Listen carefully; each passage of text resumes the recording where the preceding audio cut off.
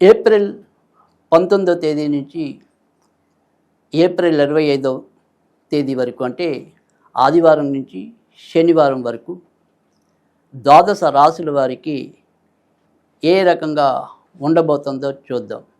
కర్కాటక రాశి.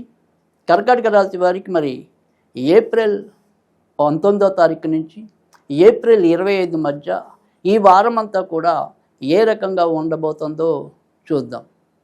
ఈ వారం అంతా కూడా కర్కాటక రాశి వారికి అందించే అవకాశాలు, అందని ఆకాశం కూడా అందుతుందా అన్నంత ఆనందాలు ఈ వారం వీరికి లభించే పరిస్థితి ఎక్కువగా కనిపిస్తుంది.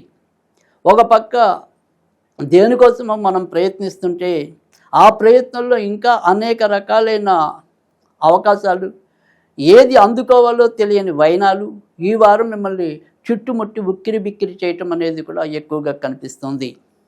ఇటు వైద్య రంగంలో ఉన్నవారికి, తర్వాత మరి ఇతరత్ర వ్యాపార రంగాల్లో ఉన్నవారికి కూడా అవకాశాలు మంచిగా ఉండటం, ఆదాయ వనరులు పుష్కలంగా పెరగటం, ఎప్పటి నుంచో ఆగిపోయిన పనులు ఏమైనా ఉంటే కనుక అవి ముందుకెళ్ళటం ఇత్యాది వాటన్ని విషయాల్లో కూడా మీకు ఊరట లభించటం అనేది అయితే కనిపిస్తోంది.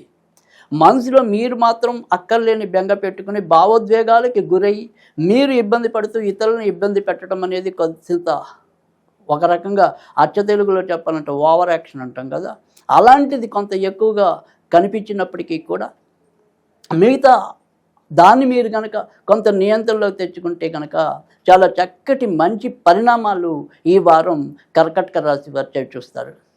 అదే కాకుండా కర్కాటక రాశి వారికి ఈ వారం ఒక స్త్రీ వల్ల, అంటే పురుషుడికైతే కనుక లేదా స్త్రీకైతే పురుషుల వల్ల, ఎవరి వల్ల అంటే ఆపోజిట్ అంటాం కదా, అలా స్త్రీలకి ఒక పురుషుల వల్ల, పురుషులకు ఒక స్త్రీ వల్ల చాలా చక్కటి అవకాశాలు ఈ వారంలో వీరికి లభించనున్నాయి.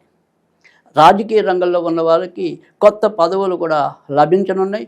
ముఖ్యంగా మేషరాశిలో మరి రాజ్యస్థానంలో రవి చాలా బలవంతుడు. ప్రస్తుతం అటువంటి స్థితి కర్కాటక రాశి వారికి కనిపిస్తుంది. కనుక కర్కాటక రాశి వారికి ముఖ్యంగా ఇదే వారంలో శుక్రుడు తన సొంత క్షేత్రమైన లాభానికి కూడా రావటం అనేది కూడా జరుగుతుంది.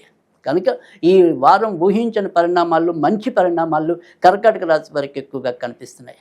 కర్కాటక రాశి వారికి మరింత మంచి జరగడానికి ఈ వారం అంతా కూడా లక్ష్మీదేవికి సంబంధించిన ఆరాధన చేసుకున్నట్టయితే కనుక ఇంకా ఎక్కువ మంచి ఫలితాలు రావడానికి కూడా అవకాశం ఉంటుంది.